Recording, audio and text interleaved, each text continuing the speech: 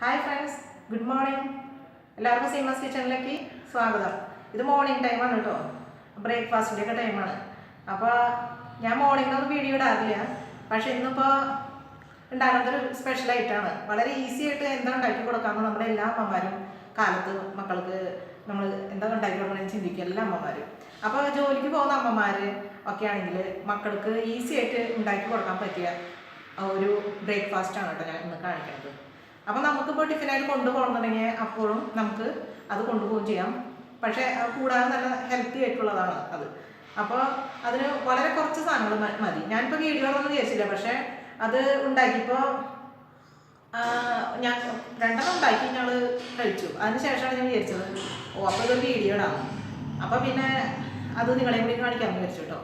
വളരെ സിമ്പിളാണ്. അപ്പോൾ എല്ലാവരും ഇത് ട്രൈ ചെയ്ത് നോക്കണം കേട്ടോ. ഒരിക്കലും ട്രൈ ചെയ്യാതെ പോകരുത്, കാരണം ഞാൻ കാണിച്ചെല്ലാം വളരെ സിമ്പിളും അതുപോലെ വളരെ ഹെൽത്തി ആയിട്ടുള്ളതാണ്. അപ്പോൾ അത് എല്ലാവരും നമുക്ക് സാധാരണ കാണാം. എന്നിട്ട് അത് നിങ്ങൾ ഉണ്ടാക്കി നോക്കുക, എന്നിട്ട് കമൻറ്റൊക്കെ അറിയിക്കുക.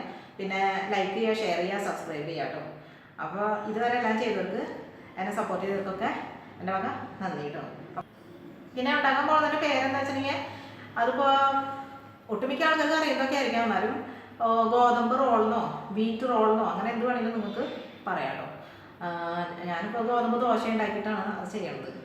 പിന്നെ ചിലരെടുത്ത് ചോദിച്ചു സീമാസ് കിച്ചൺ എന്ന് പറയുമ്പോൾ അടിച്ചു കൊടുക്കുമ്പോൾ അത് വരുന്നില്ല യൂട്യൂബിൽ നിന്ന്.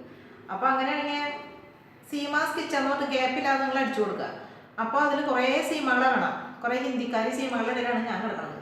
അപ്പോൾ കുറേ സീമകളുടെ ഇടയിൽ ഒരു നിഷ്കളങ്കമായിട്ടൊരു മുഖം കാണാം. അപ്പോൾ അതാണ് ഈ സീമ കേട്ടോ.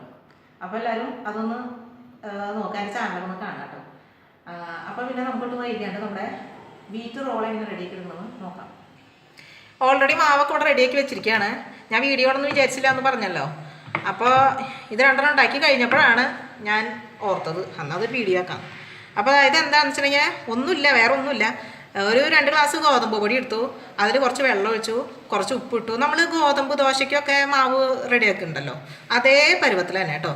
ഞാൻ മിക്സിയിലൊന്ന് വെറുതെ കറക്കി എടുത്തു. അപ്പോൾ അതിൽ വല്ല കട്ടകളോ ഒക്കെ ഉണ്ടെങ്കിൽ അതൊക്കെ ഒന്ന് പോയി കിട്ടാൻ വേണ്ടിയിട്ടാണ് കേട്ടോ. ഇപ്പോൾ കൈ വെച്ച് കുഴച്ചാലും കുഴപ്പമൊന്നുമില്ല. അപ്പോൾ ഇങ്ങനെ ഒരു പരുവം നമ്മൾ ദോശയൊക്കെ ഉണ്ടാക്കുന്ന ഗോതമ്പ് ദോശയ്ക്ക് എടുക്കുന്ന പോലെ തന്നെ കേട്ടോ. ഇനി പിന്നെ എന്താണെന്ന് വെച്ചിട്ടുണ്ടെങ്കിൽ ഇത് കണ്ടോ, തേങ്ങ ചിരകിയതും അതുപോലെ അതിൽ കുറച്ച് ശർക്കരയില്ലേ, ബെല്ലം, അതിങ്ങനെ ചീകി ഇട്ടതാണ് കേട്ടോ. എന്നിട്ട് നല്ല പോലെ കുഴച്ചെടുത്തു. ഇനിയിപ്പോൾ ശർക്കര ഇല്ലാന്നുണ്ടെങ്കിൽ പഞ്ചസാര ആയാലും നിങ്ങൾക്കിത് ചെയ്തെടുക്കാം. ഇനി നമുക്ക് വെരി ഈസിയാണ്.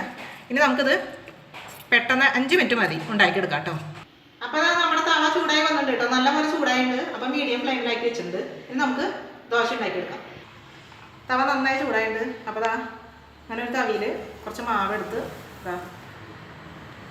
ഇപ്പം നിങ്ങൾക്ക് കേൾക്കേണ്ടത് അത് ഗോതമ്പ് ദോശയാണല്ലോ ഈ ചേച്ചി ഉണ്ടാക്കണമെന്ന്.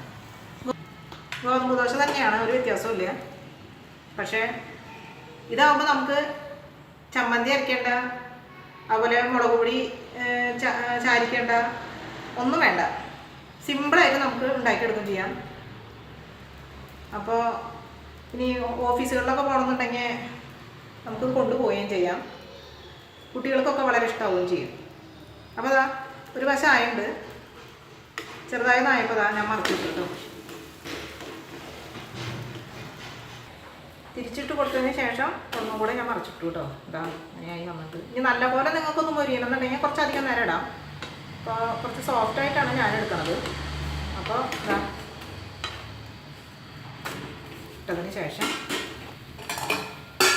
തീ കുറച്ചു നമ്മൾ നേരത്തെ തയ്യാറാക്കി വെച്ച തേങ്ങയും ശർക്കരയും ഉണ്ടല്ലോ, അത് ഇതിലേക്ക് ഇങ്ങനെ വെച്ച് കൊടുത്തതിന് ശേഷം കുട്ടികൾക്കൊക്കെ കഴിക്കാനും വലിയവർക്കായാലും കുറച്ച് ടേസ്റ്റിന് വേണ്ടി അല്പം ഗീ ഞാൻ ചേർത്ത് കൊടുക്കുന്നത്. ഇതൊക്കെ ഓപ്ഷണലാണ് കേട്ടോ. ഇതൊക്കെ ഉണ്ടെങ്കിൽ മാത്രം ചേർക്കാം. എന്നിട്ട് പതുക്കെ ഇതൊന്ന് റോളാക്കി എടുക്കാം കണ്ടോ.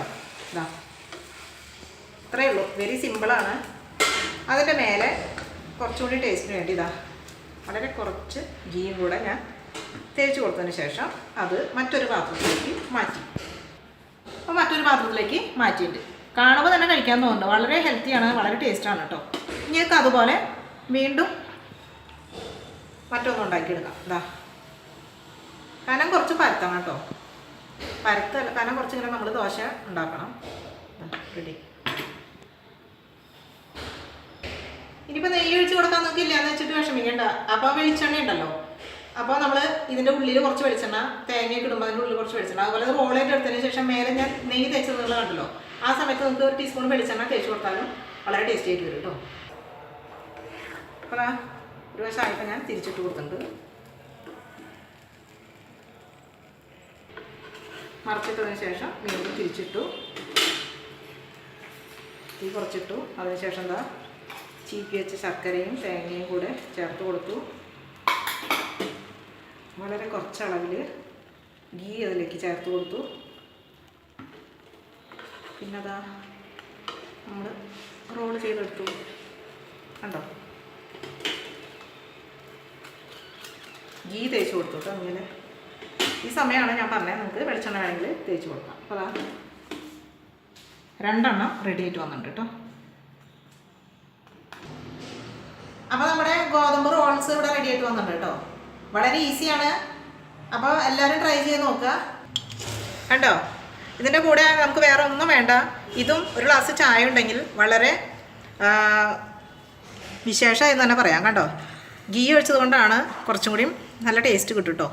ഇനിയിപ്പോൾ ഇല്ലയെന്നുണ്ടെങ്കിൽ നിങ്ങൾക്ക് വെളിച്ചെണ്ണ ചേർക്കാം. ഇനി വെളിച്ചെണ്ണ ഇല്ലയെന്നുണ്ടെങ്കിൽ നിങ്ങളൊന്നും ചേർക്കണ്ട. അപ്പോൾ ഇങ്ങനെ ദോശയും ഈ തേങ്ങയും മാത്രം വെച്ച് ശർക്കരയും ഫില്ല് ചെയ്ത് നമുക്ക് ഉണ്ടാക്കാം കേട്ടോ. അപ്പോഴും വളരെ നല്ലത് തന്നെയാണ്. ഗോതമ്പൊക്കെ ആകുമ്പോൾ നല്ല ഹെൽത്തിയാണ്. അപ്പോൾ തീർച്ചയായിട്ടും ഇത് ട്രൈ ചെയ്ത് നോക്കാം കേട്ടോ. അപ്പോൾ പുതിയ ഒരു വീഡിയോയിൽ കാണുമ്പോഴേക്ക് നന്ദി. പിന്നെ നല്ലൊരു ദിവസം എല്ലാവർക്കും ആശംസിക്കുന്നു കേട്ടോ.